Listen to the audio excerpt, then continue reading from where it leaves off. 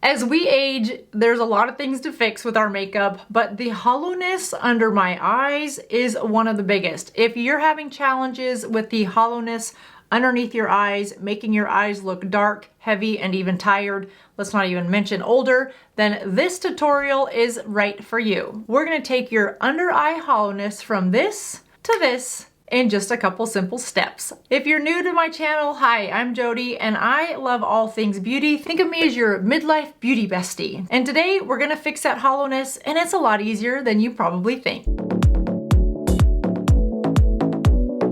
Finding a way to fix that hollowness underneath your eye is becoming more and more important, and I get a lot of questions about this in the comments of how do you fix that hollowness. Now, you have to identify, first of all, do you have hollowness underneath your eye, or do you have dark circles? And in some cases, you might have both. If you have dark circles, that's a different fix.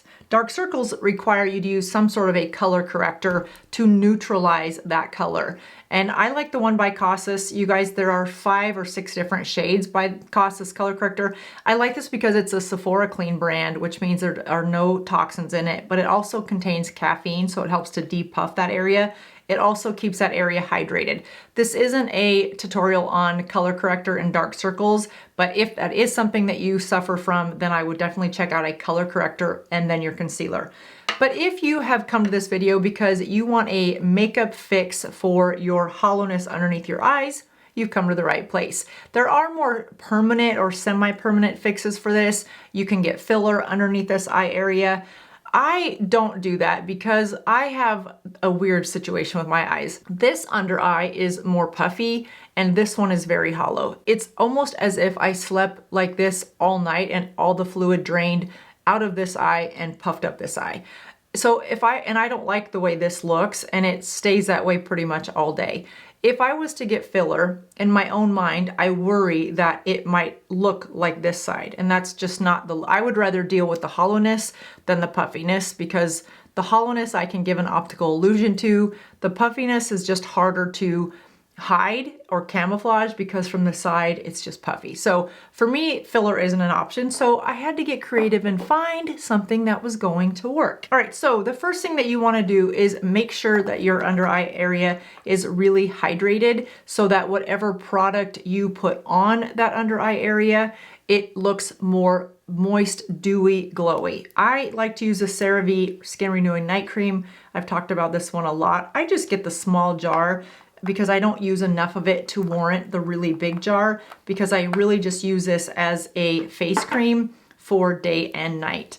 So I like to hydrate this area again for all the reasons I just mentioned. Any makeup that you apply looks 10 times, if not 100 times better when you apply it on hydrated skin. So you want to put that on wherever you see that you've got that hollowness and really allow that moisturizer to absorb into the skin. One of the reasons I like this one is not only because it gives me that plump, dewy look to my skin, but because it absorbs quickly. So I'm not wandering around for 10 minutes in the morning waiting for it to absorb before I can go on to the next step. I do wait about 5 minutes just because I want to make sure that it absorbs, but it doesn't take as long as many of the moisturizers or eye serums that I've tried. So I do get the question, why do I use this instead of an eye serum? That's one of the biggest reasons. I find that many of the eye serums that I've tried underneath my eye leave it more oily feeling or really emollient feeling versus hydrated. I find that a moisturizing cream absorbs better and leaves my under eye areas feeling more hydrated and not as slippery. Because when it's too slippery, that's when you start to get that concealer or foundation really slip into your wrinkles and fine lines and make them look worse. So you want something that's going to hydrate the skin and absorb into the skin, not sit on top of the skin. All right, the next thing I'm gonna do is add a little bit of foundation, because this is the first step I would do once I move from skincare into makeup. And you guys know I have been loving this Complexion Crush by Ulta. This is in medium neutral. I like to apply my foundation with a big fluffy brush, any fluffy brush. This one is by BS Mall. I get these on Amazon actually. I do love the BK Beauty brushes. Those are very nice. I just don't happen to have one in front of me right now. So I just use about that much, and I will just dab it all over my face. this is the first step that I would do before I get to that hollow area. So I just wanted to take you guys through this step so that you didn't feel like you skipped something. So you guys, have you saw recently that Sephora is implementing quiet hours in 3 of their UK stores? I thought this was really interesting. So they're testing it for 12 weeks and they may bring it to the US depending on how the test goes. So on Tuesdays and Thursdays, I think it was, from 10 a.m. to noon, they're implementing quiet hours where they are lowering the lights and playing softer music at a lower volume, and they are offering tags for your basket that indicate if you don't want to be approached by a salesperson. And the thought is that they want to have a more enjoyable shopping experience for their customers that would prefer that type of an environment versus a loud, upbeat music type of an environment. So wanted to get your guys' thoughts on this. I think it's a good idea. I mean, I like a more upbeat, high energetic setting when I'm shopping at Sephora. I don't necessarily like to be approached all the time, but there are times when I do. So I do like the option of going in there when there's maybe a quieter mood or a quieter vibe, and you can opt out of being approached. So I do think it's a good idea. And some people just don't like that busy environment. So I think it's a good idea. What do you guys think? Let me know in the comments down below. And would you prefer to shop during normal Sephora times, or do you think you'd like to go in during these more quiet hours? I like the idea of adding a tag to your basket so that you can either opt in or opt out of being approached by a salesperson. Think of all the stores that would come in really handy. For me, Lowe's. I would like Lowe's to offer a tag that says, please help me, because that is one of the stores that I go in and I feel overwhelmed because, first of all, the shelves go to the ceiling. They're huge. And I just feel like I don't know where to even start. So Lowe's, if you'd like to offer me a tag that says, please help me, that'd be great. All right, you guys, next up is the actual approach. So now that I have my foundation on everywhere, I'm going to take what's left on the brush and just go into the hollow areas of the eye because I want it to match the rest of my foundation, but I don't want a thick coat of foundation. I just want to neutralize the whole eye area and make it look very consistent to what else I have going on. Because the key is to brighten that under eye area so that it looks like you've pulled it forward or made it look larger. But too much product can make you look older, especially if you wear glasses and that area through your lens is magnified. So just a quick little approach like that gives you that flawless look from a foundation perspective. Now I'm going to take my concealer. I want to put it on the back of my hand because I want to control where it goes specifically. And sometimes these doe foot applicators just don't do the trick. Then I'm going to pick up a small synthetic brush. I like to use a synthetic brush when I'm using a cream product. This is the BK Beauty Angie Hot and Flashy A505. I'm going to pick up that concealer. When you use a synthetic brush like this, it just allows you to get real precise with the application. Here's the hollow areas. So I want to create some lightness. You'll see I'm really going light with that product right in that corner where I'm really hollow. And then I want to go right in the part where I've lost the volume and up through the temple. I don't want to go below that area because I want the brightness to be where the hollow is. Now, because I need this to be consistent, I'm going to lightly pull it down right through the side of my nose, and then you'll see we're going to blend it through here. So it will still get product down here, but it will be a thinner consistency of product. So I like to just put it where I want it with the brush and then go in with the warmth of my finger and press it in place. Not trying to really move it, I'm just trying to blend it so that where the product starts and stops is less noticeable and more adding some highlight or some brightener to that hollow area. When you're fixing the hollowness of your eye, you really want to make sure that you go into that corner of your eye because that is a dead giveaway also for hollowness or loss of volume. Isn't it funny how as we age, the volume loss is different on every face? So just know that the placement for me might be slightly different than the placement for you, depending on where you feel like you've lost the most volume. I've definitely lost it in the eye socket. I still have volume where that cheekbone starts, but up where my eyeball sits, that eye socket is where I have lost the most volume. So I just want to really highlight that area, but not doing it with a ton of product. The key is less is more on the product, the amount of product. But you really want to use a product that is 2 shades lighter than your foundation. Now, if you find that you have a concealer, but it just isn't quite light enough, then go 1 shade lighter. Maybe you need 3 shades if you find that you just feel like it still feels a little hollow. Now, this side is puffy, but I still need to conceal some of the discoloration, so I can't put the placement in the same place that I did on this eye. Here, I just need to fill in any of the discoloration on the inside of my nose. And then I need to just apply concealer more light-handed right underneath my eye, but not down here where we did over here, because there's plenty of fullness right through here.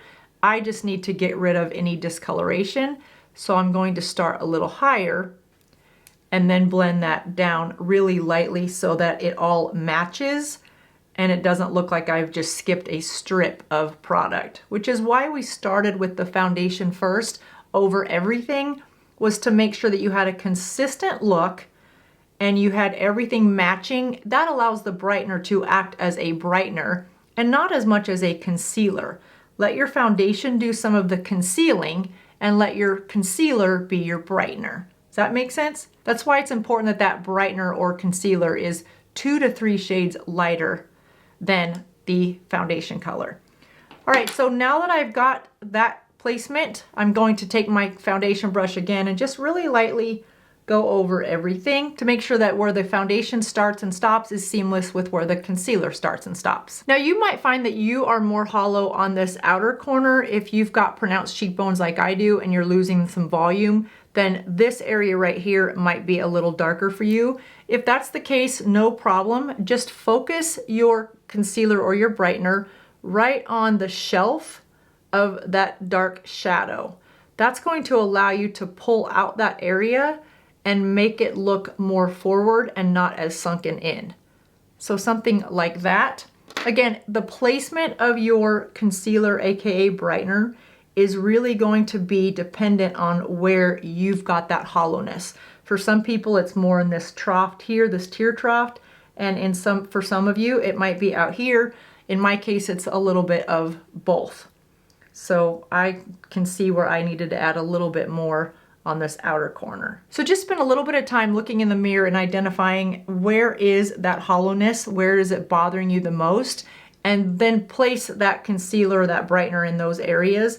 And it may take you a day or two to figure out exactly where you want to place it, but the key is to not place it below your sunken in area or the hollowness, because that pulls everything forward. So you've just sort of made the whole thing seem brighter, and that's absolutely the wrong approach. You just want to make the hollow part seem brighter. And then just blend it all in. Next, I'm going to add a little bit of blush just to the high points of my cheek. And I'm doing that just to demonstrate that you want to go in this order: your foundation, then your brightener, then your blush. I'm just using Whim by Hourglass. This is our liquid blush, putting it on the back of my hand and picking it up with an angled brush, and then just really lightly putting it on my cheekbones for just a little bit of color for the day. All right, now I'm gonna go finish my eye makeup because I've done plenty of eye tutorials lately for you guys, and I'll be right back to give you the finished look. And there's the final look. I've done this eye makeup routine for you guys a couple times, so I will link that at the end of this video. It's sort of my signature eye look for this time of the year. I might change out the colors for more raspberries or pinks sometimes, but overall this is sort of the look in terms of the eye makeup. On my lips, I'm not that good about remembering to share with you guys what I'm wearing, because partly my whole mode is not selling. Like, I'm not on here to sell you a bunch of products. So if I forget to link a product below or to tell you what lipstick I have on, please just forgive me. It's just not, I'm not in that headspace. I'm just trying to share with you ideas. But today I have on Subculture lip liner with Modesty by MAC. That's the color I have on today. All right, so this is the final look, you guys. Fixing the hollows of your eyes can be really easy. You just want to have the right product. And by that, I mean a concealer that is 2 shades lighter than your skin tone because you want it to act more as a brightener for that under eye area. You want to stay away from things that are called highlighters or brighteners on our more mature skin because we don't want to illuminate or add something sparkly to this area. We just want to add some brightness via your concealer. And the second, equally as important step in the process is placement of the product. As we get older, we are losing symmetry, so you can't treat both eyes exactly the same in terms of the placement of the product. You really want to take a look in the mirror almost at this angle, see where you have the most divot, and then place that brightener in the dark spots of that divot. And again, it may be different on both eyes, as is the case in mine. And it may change. So even though you found the placement today, you'll want to check back in with that placement in 6 months, definitely before a year, because the volume can continue to decrease and the hollowness may seem more apparent. And if you're only fixing part of it, it's just not going to look right. Just make yourself a little note in your calendar every 6 months to revisit, reevaluate the structure of your face so that your contour placement is correct, your blush placement is correct, and certainly that brightener under the hollow spaces of your eyes is also correct. All right, you guys, that does it for me today. I hope this quick fix in terms of how to fix that under eye hollowness with makeup was really helpful to you. If so, let me know in the comments below what other skin challenges you're having with makeup, and I will create tutorials to help you fix them. Have a great rest of your day, and I'll see you in just a couple days. Bye-bye.